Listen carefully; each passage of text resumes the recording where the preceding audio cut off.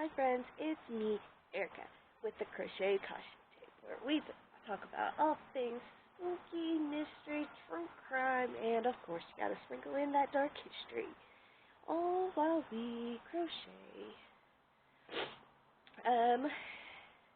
You are interested in any of that, please feel free to subscribe, like, share with your friends that would also be interested. I'm going to do a little pre-warning that today's story does talk about some violence towards children. So, trigger warning. Today we are going to discuss the CandyMan. No, I'm not talking about this CandyMan. I'm talking about this CandyMan. The true CandyMan. The man who killed Halloween. Halloween, 1974. It's drizzling rain, but I mean, who's gonna stop that? It's Halloween. It comes once a year. Rain or shine, snow, hot, cold, whatever. It's Halloween. You gotta go trick or treating. Let's go back to a little bit before Halloween of 1974. And we're going to start off and we're going to talk about Ronald Clark O'Brien. Now, O'Brien, he worked as an optician assistant or technician. He was a deacon at the local Baptist church. He lived in Deer Park, Texas, which is a suburb of Houston, with his wife Daneen and his children Timothy and Elizabeth. Now, he was an optician. He worked as a deacon at the Baptist church. He sang in the church choir. He was in charge of the parochial bus program at the church. He was a model citizen. Like, even one pastor said that he was a good Christian man and an above average father and an all around great guy on the outside. Isn't that how this always goes? You never expect them. They're the ones that pop out. Reality was not so much on the good guy side. Nothing against it. He was not an optician for that long. He couldn't hold down a job. He had 21 different jobs with different companies in 10 years. And he was let go from each of them for either negligent or fraudulent behavior. Not I don't know how he kept getting hired whenever his previous work record had him down as negligent and fraudulent behavior, but, you know. Yeah. So, in the fall of 1974, just before Halloween, he was on the brink of losing his job with the optician. He was getting ready to get fired from the Texas State Optical. He was suspected of stealing money. Who would have thought? Been fired for fraudulent behavior before. Let's go ahead and have a little bit more fraudulent behavior and steal some money. Now, O'Brien took home about $150 a week. This was in 1974, so in today's money, $150 a week is $934 today, a week. Now, it may just be me in the area I live in, but that's pretty dang on good. Like, I wouldn't mind taking home $934 a week. But hey, this barely allowed him to cover food and rent. Now I did a little digging to see like maybe like the cost of housing was more, but the average rent in 1970 in Texas was $108 a month. And he was getting $150 a week. You wouldn't think that that would be, barely enough to cover that, but it also turned out that he had over $100,000 in debt. He had defaulted on multiple bank loans, and his car was on the verge of being repossessed. Sounds like, he may have had like a little gambling problem. No judging, but that's what it's adding up to. O'Brien was trying to think of a way to get out of debt and to live a more comfortable lifestyle. And he thought of probably the most disgusting way to come up with this money, to pay all of his debts and then live a comfortable life without actually working. This plan was to be played out on Halloween. So, came up with a plan in September. Halloween night comes, October 31st, 1974, the night that the plan is supposed to go into effect. Now, Brian wasn't really into Halloween that much in previous years. He never really took the kids trick-or-treating, never really got into the Halloween spooky vibe. I know, right? Weird. We live for the spooky vibes here. But in 1974, that was different. He was all about, I'm going to take the kids trick-or-treating. I got it, babe. No worries. I'm going to take them. So, he got the kids all ready, and yeah, it was drizzling, it was raining, but like I said, who's gonna let a little rain deter them from going trick-or-treating? I've been trick-or-treating in this though. It's Halloween. So, they were going trick-or-treating, and they had a family friend named Jim Bates, and his two children joined them on trick-or-treating. No, they only went to a few neighborhoods, which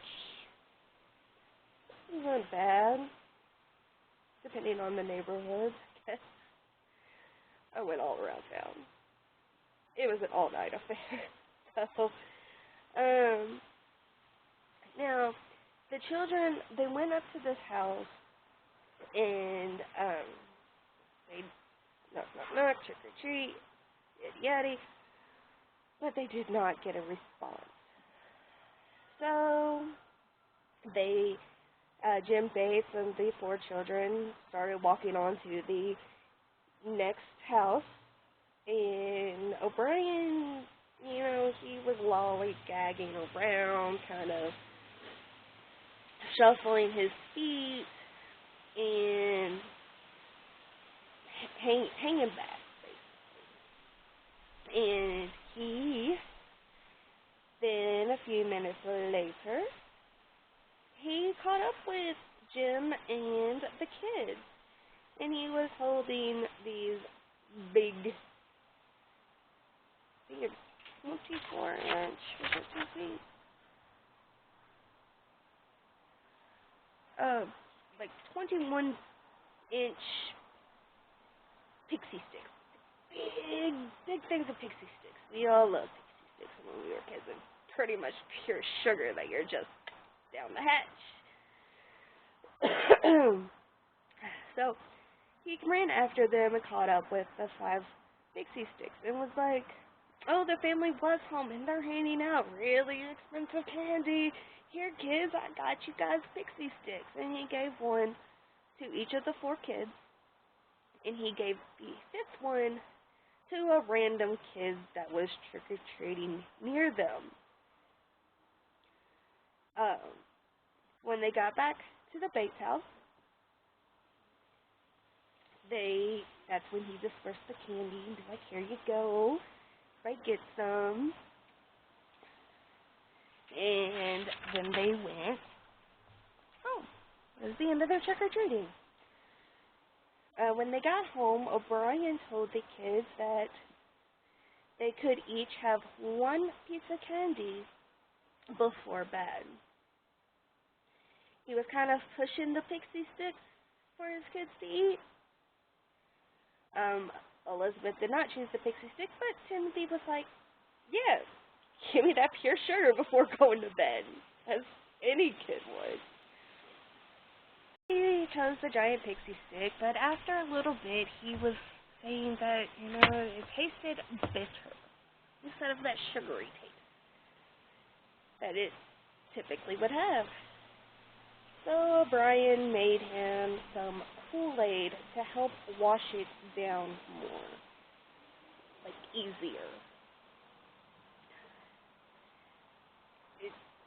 It didn't do much. Like, you still tasted really bitter. O'Brien said that 30 seconds after he left Tim's room from laying him down to bed, he heard him cry out, "Daddy, Daddy, my stomach hurts." O'Brien later on told the police. He was in the bathroom, convulsing and vomiting and gasping, and then he suddenly went limp. Timothy, unfortunately, did pass away on his way to the hospital, less than an hour after eating the candy. The medical examiner could smell this almonds coming from Tim's mouth. Now, for those that do not know, this is often a telltale sign, the scent of almonds coming from the mouth of somebody, that they had consumed cyanide. Like, it's a telltale sign of cyanide poisoning. So they performed the autopsy on little Tim, and it was found that Tim, this little 8-year-old, had consumed enough potassium cyanide to kill 2 to 3 grown men. The little 8-year-old. Now, if you're wondering, there were 5 pixie sticks. The police were able to get a hold of the other 4 pixie sticks before anybody else was able to consume them. Whenever they got the rest of the pixie sticks, they found that they had been tampered with, and that the top 2 inches of the pixie sticks were replaced with cyanide crystals, cyanide granules. Now, investigators, they had O'Brien and Bates retrace their steps to see where they got the candy from. Remember, it came from the house that they did not get a response from, and nobody else saw this but O'Brien. So, Mr. O'Brien could not keep his story straight. He kept changing where he had gone, what house they had gotten the pixie sticks from. like, he kept retracing it. Like, I get it. Like, you go to so many houses, you forget which house gives you which candy. However, Giant Pixie Stick, you were the only one there. It was kind of a different situation. So it should be very easy to remember where you got them from. Now, throughout these investigations, the police did find out about O'Brien's financial issues that he's going through. All the debt and about ready to lose his job. Yeah, police found all of that out. And they also found out that he had taken out multiple life insurance policies on Tim and Elizabeth, each equaling $30,000. It's a little suspicious, a little cringy.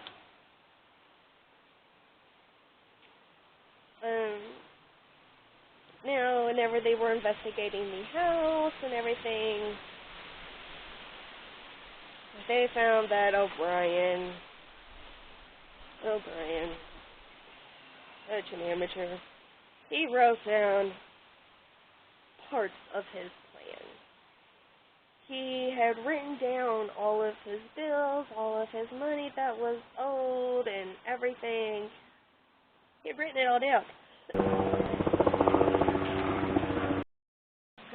Discovered that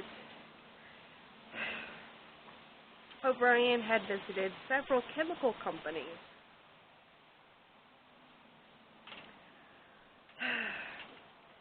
Asking them where he can purchase cyanide. Several companies figured this out. And not only did he ask where to purchase the cyanide, but he also jokingly asked, how much cyanide does it take to kill a person?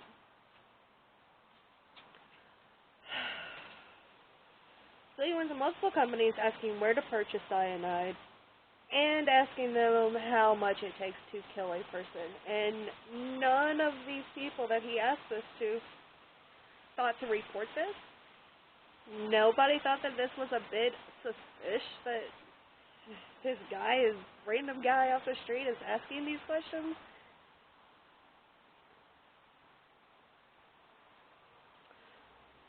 Yeah, that's so much. So, they discovered that while they were searching the O'Brien household, they also discovered a pocket knife. Not so suspicious, right? Like, okay, pocket knife. Just about every household has a pocket knife. However, this pocket knife of O'Brien was found to be coated in cyanide residue.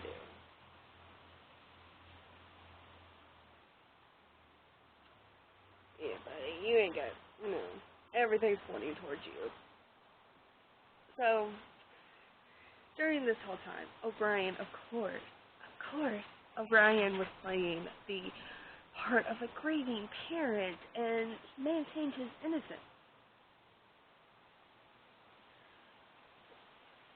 I don't think he had the capacity to breathe. He planned and executed his plan to kill his child for money.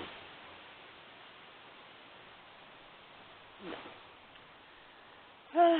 So O'Brien was given a polygraph, and he failed it, which, as we know, polygraphs are not admissible in court because they are not accurate enough to place judgment on somebody, but it does give them an idea on what to go with. So, with all the evidence, the failed polygraph test, all of that, O'Brien was arrested on November the 5th, 1974. All new meaning to remember the 5th of November. So he was arrested and charged with Tim's murder. On June 3rd of 1975, after less than an hour of deliberation, a Harris County jury convicted O'Brien of murder and sentenced him to death. I know the death penalty is a very highly debated sentencing here, but, and, you know, I'm not really sure on what my position is on it, but he planned to kill his child for the insurance money. He planned to kill both of his children for the insurance money. And he executed the plan. Yeah, I think... Bye-bye. Bye-bye, O'Brien. He appealed his case multiple times, 2 times even appealing all the way up to the Supreme Court. All of his appeals were denied.